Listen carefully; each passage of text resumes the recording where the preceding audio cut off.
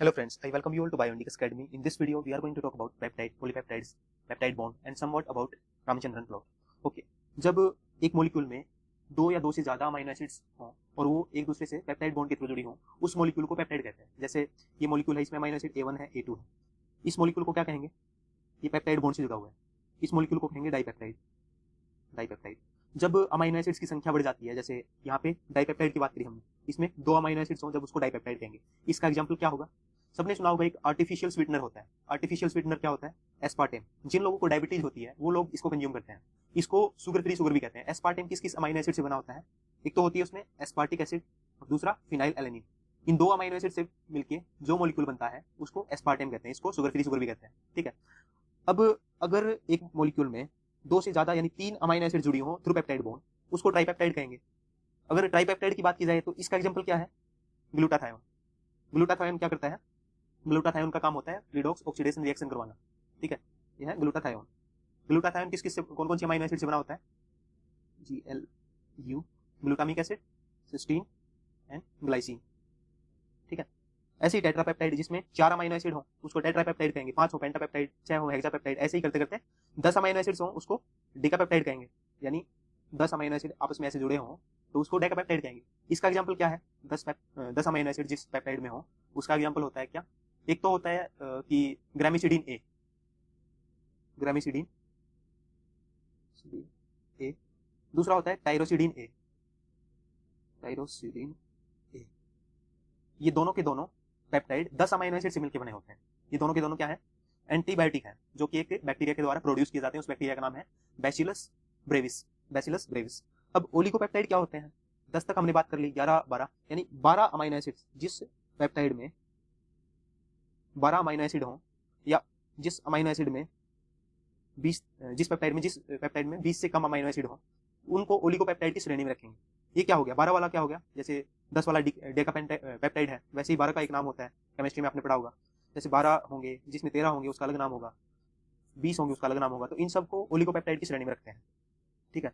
Polypeptide क्या होता है? जिस पेप्टाइड में 20 से ज्यादा अमीनो एसिड हो, यानी जिस पेप्टाइड में 20 से ज्यादा अमीनो एसिड होंगे, जैसे 21 है तो ये पॉलीपेप्टाइड की श्रेणी में आ जाएगा. तो इसके अलावा 20 मतलब 20 नहीं होनी चाहिए. 20 और 20 से कम वाले कौन सी श्रेणी में है? ओलिगोपेप्टाइड की श्रेणी में है.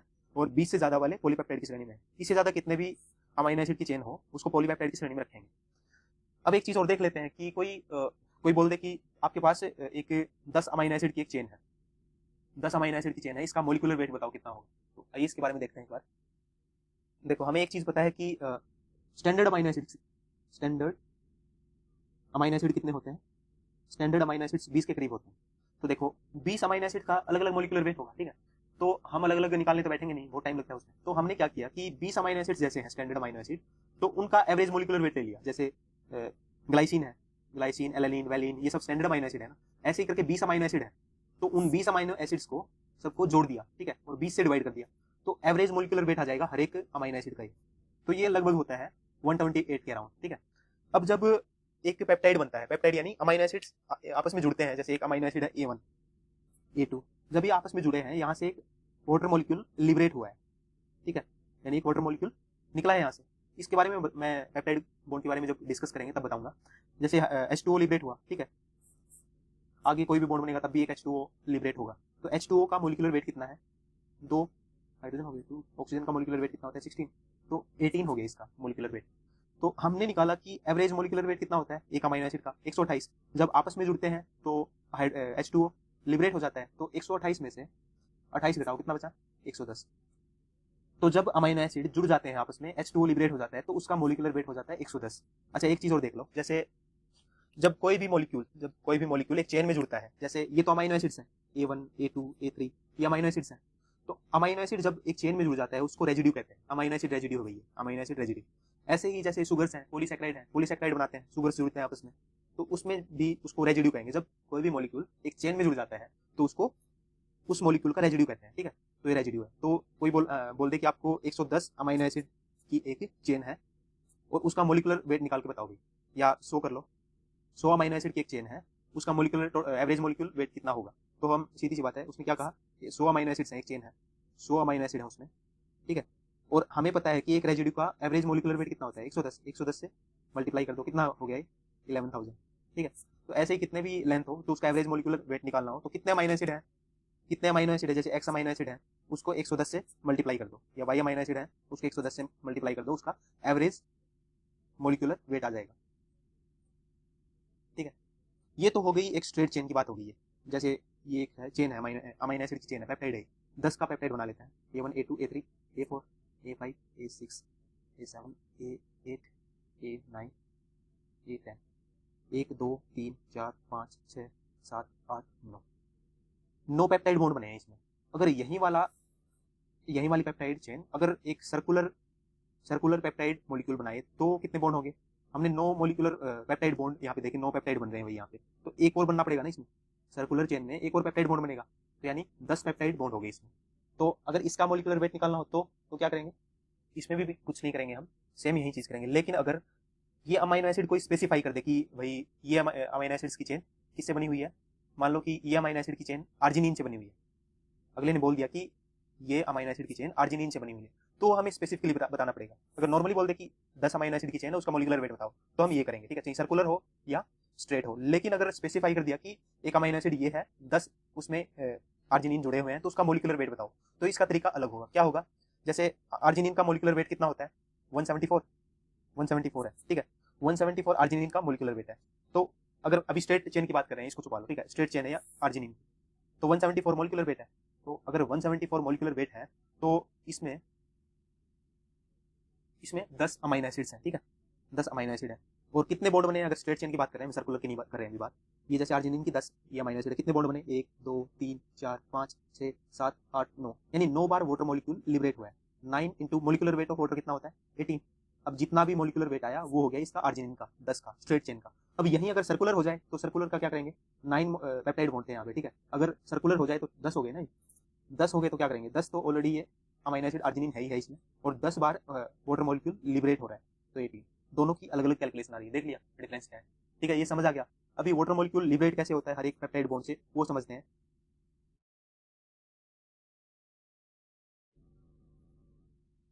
तो देखो, ये जैसे एक अमीनो एसिड है A1, ये अमीनो एसिड है A2, जब ये दोनों आपस में बॉन्ड बनाते हैं तो यहाँ से एक वाटर मॉलिक्यूल लिबरेट होता है। कौन सा वाटर मॉलिक्यूल लिबरेट होता है, OH और H मिलकर वाटर मॉलिक्यूल बन गया ना, तो लिबरेट हो गया, और अब ये ऐसे बन गया, ठीक है। तो जब ऐसा मॉलिक्यूल बना तो इसको क्या कहेंगे, डाइपेप्टाइड, क्योंकि दो अमीनो एसिड जुड़े हैं आपस में, इसको डाइपेप्टाइड कहेंगे। और ये बॉन्ड जो बना है इसको क्या कहेंगे, पेप्टाइड बॉन्ड। अब पेप्टाइड बॉन्ड जो होता है उसको अमाइड लिंकेज भी कहते हैं। कौन सी linkage, amide linkage. Peptide bond जो है वो अमाइड लिंकेज है, पेप्टाइड बॉन्ड एक अमाइड लिंकेज है, ठीक है। जब भी पेप्टाइड बॉन्ड बनता है H2O लिबरेट होता है और यहाँ पे पेप्टाइड बॉन्ड बनता है। ये बात समझ आ गई। तो कुछ चीजें और देख लेते हैं पेप्टाइड बॉन्ड के बारे में। अब देखो, जैसे सबसे पहली बात तो ये कि जो पेप्टाइड बॉन्ड बनता है वो एक एंड्रोगोनिक रिएक्शन होती है। कौन सी रिएक्शन, एंड्रोगोनिक रिएक्शन। दूसरा ये कि जो ये पेप्टाइड बॉन्ड बना है इसमें क्या होता है कि पार्शियल डबल बॉन्ड करेक्टर होता है, पार्शियल डबल बॉन्ड करेक्टर। अच्छा, ये चीज पता कैसे चली कि ये जो बॉन्ड बना है इस बॉन्ड में, ये बॉन्ड, ये वाला बॉन्ड, इस बॉन्ड में पार्शियल डबल बॉन्ड करेक्टर होता है। तो इसके लिए जब एक्सरे डिफ्रैक्शन किया गया, इस बॉन्ड का एक्सरे डिफ्रैक्शन, ये चीज नोट कर लेना, एक्सरे डिफ्रैक्शन किया तो इन दोनों के बीच का जो बॉन्ड है उसकी लेंथ पता चली, C और N के बीच की लेंथ लगभग आई कितनी, ये आई 0.133 नैनोमीटर C और N की। और यूजुअली क्या होता है, सिंगल बॉन्ड C और N का जो सिंगल बॉन्ड होता है, C और बॉन्ड N के बीच में सिंगल बॉन्ड अगर बने तो उसकी लेंथ कितनी होती है, 0.145 नैनोमीटर होनी चाहिए। और अगर डबल बॉन्ड होता, C और N के बीच में डबल बॉन्ड होता तो ये लेंथ कितनी होनी चाहिए थी, 0.125 नैनोमीटर। इन दोनों लेंथ में ये मैच नहीं कर रहा, ये 0.145 नैनोमीटर है ये, और ये 0.125 नैनोमीटर है, लेकिन ये तो 0.133, यानी इन दोनों के बीच में कहीं मिडिल में आ रहा है, तो यानी ये पार्शियल डबल बॉन्ड करेक्टर है। पार्शियल डबल बॉन्ड करेक्टर क्यों है, अब देखो, ऑक्सीजन और कार्बन इलेक्ट्रोनेगेटिविटी के कारण क्या होता है कि यहाँ रिजोनेंस इफेक्ट होता है, ठीक है। रिजोनेंस इफेक्ट होगा तो क्या होगा कि इसमें नाइट्रोजन में पार्शियल पॉजिटिव चार्ज आएगा, नाइट्रोजन में पार्शियल पॉजिटिव चार्ज और ऑक्सीजन में पार्शियल नेगेटिव चार्ज। तो इसकी वजह से यहाँ पे दोनों तरफ से खिंचाव होता है, ठीक है। न तो यहाँ पे डबल बॉन्ड है न सिंगल बॉन्ड है, तो यहाँ पे पार्शियल डबल बॉन्ड है, ठीक है। तो इस वजह से इसमें पार्शियल डबल बॉन्ड का कैरेक्टर है। ये बात समझ आ गई। अब तीसरा पॉइंट देखते हैं कि यूजुअली जो पेप्टाइड बॉन्ड बनता है, ये वाला जो पेप्टाइड बॉन्ड होता है ये ट्रांस ओरिएंटेशन में होता है। ये वाली ट्रांस ओरिएंटेशन, जैसे ऑक्सीजन इस साइड है, ट्रांस होता है, जैसे एक लाइन है, यहाँ पे एक आपका ग्रुप जुड़ा हुआ है, यहाँ पे एक ग्रुप जुड़ा हुआ है, ठीक है, इसको ट्रांसफॉर्म कहते हैं। अगर ये दोनों, ये वाला मॉलिक्यूल और ये वाला मॉलिक्यूल एक साइड में हो तो इसको सिस कहेंगे। ये वाली फॉर्म होती है सिस, ये होती है ट्रांस। तो ये वाला बॉन्ड कौन इससे मैच कर रहा है ना, ये तो ट्रांस हो गया, तो ट्रांस है। सिस होता है वो एक साइड में होती है, यानी ऑक्सीजन इस साइड होता, तो ये सिस। अगर सिस इस साइड में होता ना, ये तो स्टेरिक हिंड्रेंस ज्यादा होती। ये कुछ ही अमीनो एसिड के केस में होता है। तो यूजुअली जो पेप्टाइड होते हैं उसमें ट्रांस ओरिएंटेशन देखा जाता है। यूजुअली जो सब कह रहा हूँ ना मैं, यूजुअली इस पे ध्यान देना। सब में हमेशा ये नहीं होगा कि ट्रांस ही होगा, यूजुअली ये होता है कि ट्रांस होता है। सिस भी पाया जाता है, सिस कुछ कुछ जगह पाया जाता है, यूजुअली ट्रांस होता है, ट्रांस ओरिएंटेशन ये वाला, ठीक है। एक चीज समझ आ गई। अभी अगर एक चीज और देखें कि पार्शियल डबल बॉन्ड कैरेक्टर इसमें है, अगर इसमें पार्शियल डबल बॉन्ड कैरेक्टर है तो ये वाला जो एंगल है यहाँ पे, ये वाला बॉन्ड रोटेट नहीं कर पाएगा आपस में, न ऐसे न ऐसे। तो रोटेट नहीं कर पाएगा तो एक प्लेन में रहेंगे सारे के सारे मॉलिक्यूल। तो इसलिए जो ये पेप्टाइड बॉन्ड होता है ये होता है प्लेनरी नेचर, क्योंकि इसमें कोई भी रोटेशन अलाउड नहीं है। सी और एन के बीच में कोई भी रोटेशन अलाउड नहीं है, सी एंड एन के बीच में नो रोटेशन, ठीक है। और पेप्टाइड बॉन्ड के बारे में क्या बातें हैं? जो पेप्टाइड बॉन्ड होता है उसकी मैक्सिमम यूवी एब्जॉर्बेंस जो होती है इन फार यूवी रेंज, यानी मैक्सिमम यूवी एब्जॉर्बेंस इन फार यूवी रेंज 190 नैनोमीटर पे होती है। 190 नैनोमीटर से लेकर 210 नैनोमीटर, 210 तक, ठीक है। इसमें एब्जॉर्प्शन होती है पेप्टाइड बॉन्ड, ठीक है। ये चीज समझ आ गई पेप्टाइड बॉन्ड के बारे में। अभी जो जिन चीजों से पेप्टाइड की कॉन्फॉर्मेशन डिफाइन होती है उन एंगल्स के बारे में जान लेते हैं एक बार। उनको डाइहेड्रल एंगल्स कहते हैं। उनसे एक पेप्टाइड की कॉन्फॉर्मेशन डिफाइन होती है कि वो एग्जिस्ट करेगा या नहीं करेगा। तो इसके बारे में देखते हैं एक बार। ये देखो, जैसे एक डाइपेप्टाइड है, A1 अमीनो एसिड रेजिड्यू है, A2 अमीनो एसिड रेजिड्यू है, ये इसका पेप्टाइड बॉन्ड है, ठीक है। इस पेप्टाइड बॉन्ड का पार्शियल डबल बॉन्ड कैरेक्टर होता है, ठीक है। अब कोई भी पेप्टाइड बॉन्ड को रिप्रेजेंट करते हैं ना, तो देखो ऐसे रिप्रेजेंट करते हैं, C alpha C N C, match करो इनसे। अल्फा कार्बन है, ये भी अल्फा कार्बन। जिस कार्बन से अपना आर ग्रुप जुड़ा होता है उसको अल्फा कार्बन कहते हैं। जो कार्बोक्सिल ग्रुप वाला सी होता है उसको सी बोलते हैं, ओनली एन सी। इन दोनों के बीच में जो बॉन्ड होता है उसको पेप्टाइड बॉन्ड कहते हैं। ये वाला है पेप्टाइड बॉन्ड।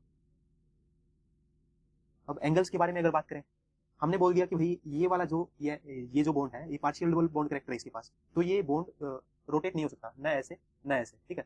तो सिस अगर फॉर्म है, सिस फॉर्म में ये वाला एंगल 0 रहेगा और ट्रांसफॉर्म में ये वाला एंगल फिक्स है, 180 डिग्री रहेगा। तो इस एंगल को हमेशा ये वाला एंगल फिक्स रहेगा। इस एंगल को बोलते क्या है? तो इस एंगल को ओमेगा से रिप्रेजेंट करते हैं। कौन से वाला एंगल? जो ये वाला सी और एन के बीच में जो एंगल होता है इसको ओमेगा से डिनोट करते हैं। या तो ये 0 हो सकता है या 180, ये फिक्स है क्योंकि पार्शियल डबल बॉन्ड कैरेक्टर है इसके पास। और सी अल्फा और सी के बीच में जो बॉन्ड होता है, ये वाला बॉन्ड, सी और सी के बीच में, सी अल्फा और सी के बीच में ये वाला बॉन्ड जो होता है, इस बॉन्ड को क्या कहते हैं? इसको बोलते हैं साई। साई इसकी रेंज 1+180 डिग्री से लेके -180 डिग्री तक रेंज कर सकती है, ठीक है। और एन और सी अल्फा के बीच में, यानी एन और सी अल्फा के बीच में जो एंगल होता है इसको क्या कहते हैं? फाई। फाई इसकी भी रेंज +180 डिग्री से -180 डिग्री तक रेंज कर सकती है। अच्छा, इसको याद करने का देखो तरीका। साई साई साई बोलते हैं ना, तो साई यानी सीसी के बीच में, फाई एनसी के बीच में। साई से अगर साई याद हो गया सीसी के बीच में भाई साई, तो सारे के सारे याद आ जाएंगे।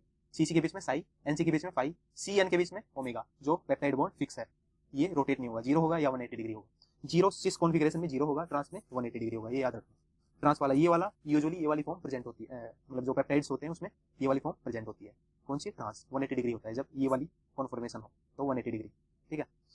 तो ये एंगल्स के बारे में समझ आ गया। तो अब बात करते हैं थोड़ा सा रामाचंद्रन प्लॉट के बारे में। रामाचंद्रन प्लॉट्स के बारे में बात करने से पहले एक चीज और देख लेते हैं कि हमने कहा कि ये वाला बॉन्ड प्लेनर है, यानी एक प्लेन है, अमाइड प्लेन है इसका। ये वाला रोटेट नहीं हो सकता एक प्लेन में। प्लेन यानी एक पेज है, जैसे पेज पे सीधा रहेगा ये। जैसे ऑक्सीजन यहाँ लगा लो, सी यहाँ लगा दिया, ठीक है। बड़ी पिक्चर पे समझना, ओ ये है, सी ये है, एन ये है, एच ये है, एक ही प्लेन में है, मतलब एक ही प्लेन में है, ये ऊपर नीचे नहीं है। तो इस प्लेन को क्या कहेंगे? Amide plane. अमाइड प्लेन, समझ गए प्लेन के बारे में। अब ये वाला तो रोटेट नहीं हो सकता है ना। अब आगे जो ये वाले यहाँ पे जो एंगल है कौन सा है? सी अल्फा और सी वाला, इसको बोलते हैं साई। ये वाला रोटेट हो सकता है, और एक ये वाला आगे जो अमीनो एसिड से जुड़ा होगा ये वाला एंगल रोटेट हो सकता है, इसको फाई कहते हैं। ये वाला एंगल कौन सा है? ओमेगा, ठीक है। ये समझ में हो गया? तो बड़ा गंदा सा हो गया, पेज चेंज करते हैं, ठीक है। तो ये सिस और ट्रांस के बारे में एक बार स्ट्रक्चर से देख लो। जैसे ये एक अमीनो एसिड का रेजिड्यू है, ये ग्रीन के डॉट डॉट में जो एनक्लोज है ये एक अमीनो एसिड का रेजिड्यू है, ठीक है। अब ये वाला हमारा पेप्टाइड बॉन्ड है। जब ये वाली ट्रांसफॉर्म है यानी ये वाला एंगल 180 डिग्री पे अभी फिक्स है, ओमेगा 180 डिग्री है ट्रांस में, ठीक है। अब सिस में हो तो सिस में ये वाला एंगल ओमेगा 0 है, तो सिस और ट्रांस का समझ आ गया, ये वाला एक अमाइनो एसिड रेजिड्यू है, ये वाला एक अमाइनो एसिड रेजिड्यू है। अब प्रॉब्लम क्या है इस चीज के साथ, जब ये आगे जुड़ेगा ये सर्कुलर होता जाएगा ऐसे, तो यानी ये एग्जिस्ट ही नहीं करेगा, सिस वाली फॉर्म एग्जिस्ट तो करेगी लेकिन स्टेरिक हिंड्रेंस ऐसा इतना हो जाएगा कि मतलब एनक्लोज हो जाएगी ऐसे स्ट्रक्चर, यानी एक दूसरे के ऊपर आनी स्टार्ट हो जाएगी, तो स्टेरिक हिंड्रेंस हो जाएगी। अगर ट्रांसफॉर्म में है तो सीधी बनती जाएगी, लंबी पॉलीपेप्टाइड बन सकती है, यानी आगे एक और पेप्टाइड आगे जुड़े, इसमें भी एक और पेप्टाइड आगे जुड़े, ये पेप्टाइड सर्कुलर होगी लेकिन ये सीधी चलती जाएगी ट्रांस वाली, ठीक है। यानी एक लीनियर फॉर्म में पॉलीपेप्टाइड चेन ये बनती जाएगी ट्रांस वाली। सिस वाली में ऐसा केस नहीं होगा, वो स्टेरिक हिंड्रेंस ज्यादा होगी इसमें, तो एग्जिस्ट इसलिए ट्रांस वाली ज्यादा फेवरेबल है नेचुरल सिस्टम। अच्छा एक बार एंगल का फिर से देख लो, ये वाला ओमेगा है, सी और एन के बीच में ओमेगा होता है, सी अल्फा और सी के बीच में साई साई होता है ये, ठीक है। और ये ओमेगा हो गया, ये साई हो गया, सी अल्फा और एन के बीच में जो होता है उसको फाई बोलते हैं। एक बार एक स्ट्रक्चर बना के देख लेते हैं यहाँ पे, सीधी स्ट्रक्चर ये वाले की, जैसे स्ट्रक्चर बनाते हैं, ये देखो, ये तो हमने डाइपेप्टाइड्स के बारे में देखा, ठीक है, ये दोनों डाइपेप्टाइड्स थे क्योंकि इसमें 2 अमाइनो एसिड रेजिड्यू थे बस, A1 A2, ठीक है। इसमें देखो 3 अमाइनो एसिड रेजिड्यू है, ये हमारा पेप्टाइड बॉन्ड, ये फिर से पेप्टाइड बॉन्ड, ठीक, तो 2 पेप्टाइड बॉन्ड बन गए, A1 residue, A2 residue, A3 residue. अब एक बार बॉन्ड के बारे में बताने की कह रहा था मैं, तो जैसे ये है हमारा कौन सा बॉन्ड, सी और एन के बीच में पार्शियल डबल बॉन्ड कैरेक्टर जिसमें होता है, ये वाला बॉन्ड होता है ओमेगा। ये बॉन्ड कौन सा होता है, सी अल्फा और अल्फा, सी अल्फा और सी के बीच में जो होता है हमेशा साई होता है, जिसकी रेंज प्लस 180 डिग्री से माइनस 180 डिग्री तक रेंज होती है इसकी, ठीक है। और ऐसे ही सी अल्फा और एन के बीच में साई, सी अल्फा और सी के बीच में साई, सी और एन के बीच में ओमेगा, एन और सी अल्फा के बीच में साई, तो ना फाई, ये फाई है, ठीक है। तो इनको ऐसे देख लेना, ये है हमारे एक पेप्टाइड बॉन्ड, तो सारे एंगल्स समझ में आ गए, ओमेगा ये फाई, ये साई साई ओमेगा फाई, और ये आगे सी अल्फा और सी के बीच में फिर से साई, तो ये ऐसे एंगल्स होते हैं। इन एंगल्स से क्या होता है, इन एंगल्स को डाइहेड्रल एंगल्स बोलते हैं। ये एंगल्स डिसाइड करते हैं कि एक अमाइनो एसिड की पॉलीपेप्टाइड चेन की कॉन्फ़िगरेशन क्या होगी, है ना, कैसे एग्जिस्ट करेगा वो। तो ऐसे ही कौन कौन सी कॉन्फ़िगरेशंस बन सकती हैं, उसको रामाचंद्रन प्लॉट पे प्लॉट किया जाता है कि कौन कौन सी एंगल पे एक पेप्टाइड चेन एग्जिस्ट कर सकती है ना। तो देखो रामचंद्रन प्लॉट के बारे में एक बार देख लेते हैं। ये देखो, जैसे एक पेंटापेप्टाइड की 5 अमाइनो एसिड की एक चेन बनाई, पेंटापेप्टाइड है, ठीक है। इसमें देखो पहला रेजिड्यू कहाँ तक है, ये देखो, ये वाला जो बॉन्ड है इसको पेप्टाइड बॉन्ड कहते हैं। अच्छा ये रिप्रेजेंट ऐसे करते हैं, मैं बताना भूल गया, C alpha C N C alpha, ठीक है। ये एक रेजिड्यू हो गया यहाँ तक एक रेजिड्यू हो गया है ना, ये वाला दूसरा रेजिड्यू हो गया, तीसरा रेजिड्यू, ये फिफ्थ रेजिड्यू हो गया, ठीक है। अब देखो ये बता रहा था मैं कि 5 हैं तो इसको पेंटापेप्टाइड बोलेंगे। ये वाला जो एंगल होता है सी और एन के बीच में, फिर से एक बार एंगल्स के बारे में, अच्छा एंगल्स के बारे में ध्यान से रट लेना, यही है पूरी की पूरी प्रोटीन बायोकेमिस्ट्री का, यही आधार है। तो ये इंपॉर्टेंट है कि आपको एंगल्स पता है या नहीं पता है, उसके बेसिस पे सारी केमिस्ट्री प्रोटीन बायोकेमिस्ट्री डिपेंड करती है ना। अब देखो हमने क्या कहा था कि जो ये वाला एंगल है सी और एन का, ये ओमेगा है, सी अल्फा और सी के बीच में जो एंगल होता है ये कौन सा होता है, साई, ये फाई, ये सी अल्फा और सी के बीच में साई, ये फिर से ओमेगा, सी अल्फा और एन के बीच में phi psi omega phi psi omega, N और सी अल्फा के बीच में फिर से फाई। तो ये एंगल्स डिसाइड करेंगे कि एक पॉलीपेप्टाइड कैसे एग्जिस्ट करेगी रियल कंडीशन में। तो इनकी कॉन्फ़िगरेशन जो जो रियल सिचुएशन में एग्जिस्ट करती हैं उसको डिटरमाइन किया था एक साइंटिस्ट थे रामाचंद्रन, उन्होंने ये देखा था कि कौन कौन सी स्ट्रक्चर एग्जिस्ट कर सकती है कौन कौन से एंगल पे।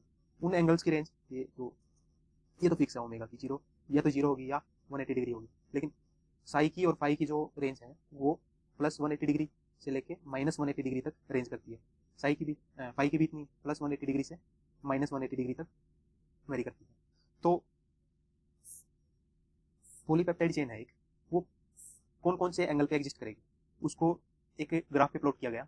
इस साइड तो हमने रख लिया क्या, फाई, इस साइड रख लिया हमने साई, ये 0 डिग्री मान लिया, ये प्लस 180 डिग्री मान लिया, ये माइनस 180 डिग्री मान लिया, ठीक है। ये 0 डिग्री फिर से प्लस 180 डिग्री, ठीक है। अब इस ग्राफ में हमने ये देखा कि साई और फाई रियल कंडीशन में कहाँ कहाँ एग्जिस्ट कर रहे हैं, कौन कौन से एंगल पे रियल कंडीशन में एग्जिस्ट करेंगे। मान लिया कि 90 डिग्री से लेके 180 डिग्री तक एग्जिस्ट करते हैं कुछ, जिसका ये फाई हो कितना अप्रोक्सीमेटली -90 हो, तो ये वाला एग्जिस्ट करेगा एक स्ट्रक्चर।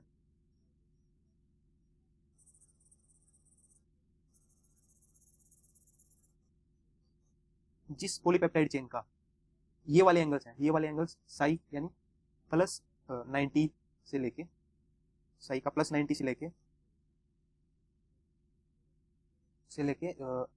प्लस 180 डिग्री तक हो तो यहाँ पे एग्जिस्ट कर सकता है। और इसी वाली एग्जिस्टेंस में साई की वैल्यू कितनी होनी चाहिए, साई की ये मान लो -150 के राउंड होगी और ये यहाँ तक हो गया -80 तक।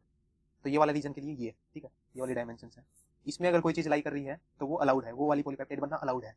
ये डार्क वाला रीजन ये है, इसमें देखें अगर तो इसमें कौन कौन सी अलाउड हो सकती है पॉलीपेप्टाइड चेन, उसका साइज जो होना चाहिए वो देखो, ये मान लो -90 -30 से लेके -90 तक जो रीजन है साई का, और उसी में फाई का कितना होना चाहिए, ये मान लो फिर से -150 और ये यहाँ तक हो गया होगा लगभग -30 के राउंड, ठीक है। तो ये वाली कॉन्फॉर्मेशन अलाउड है। ये वाली जिन पॉलीपेप्टाइड में ये वाले एंगल्स यहाँ से यहाँ तक रेंज कर रही हो साई, यहाँ से यहाँ तक फाई कर रहा हो, या फिर साई यहाँ से लेके -30 से लेके -90 और फाई -50 से लेके -30 तक रेंज कर रही हो, वो वाली पॉलीपेप्टाइड बनना अलाउड है। अब ब्लैक वाले रीजन का तो बता दिया मैंने, ये है भाई। अब ये जो ग्रेइश रीजन है इसका क्या मतलब है, इसका मतलब ये है कि जैसे दो एटम्स हैं, ये कितना क्लोज आ सकते हैं एक दूसरे के, कितनी लिमिटेड मतलब कितनी रेंज अलाउड है कि एक स्ट्रक्चर बनी रहे। अगर ये क्लोज आएंगे तो रिपेल करना स्टार्ट कर देंगे, ठीक है। तो इतनी रेंज अलाउड है उनकी, ठीक है। तो ये ग्रे का मतलब है कि वंडरवाल फोर्सेज जो हैं वो कितने क्लोज आने पे ज़्यादा प्रॉब्लम नहीं होगी या रिपेल नहीं करेंगे, तो इस वाली रेंज में रिपेल नहीं करेंगे, ठीक है। और एग्जिस्ट पॉलीपेप्टाइड चेन ब्लैक वाली रीजन में करेगी, ठीक है। अभी इस रामचंद्रन प्लॉट के बारे में हम जब प्राइमरी सेकेंडरी टर्सरी स्ट्रक्चर्स के बारे में डिस्कस करेंगे तो बार बार आएगा इस रामचंद्रन प्लॉट के बारे में, ठीक है। तो उसमें समझेंगे हम। तो ये तो हो गया हमारा, हमने इसमें क्या क्या देखा इस लेक्चर में, पेप्टाइड के बारे में देखा, ठीक है, प्रोटीन्स कैसे बनते हैं वो देखा, और रामचंद्रन प्लॉट के बारे में देखा। ओके, नेक्स्ट लेक्चर में हम बात करेंगे किसके बारे में, प्राइमरी सेकेंडरी टर्सरी और क्वाटरनरी स्ट्रक्चर के बारे में।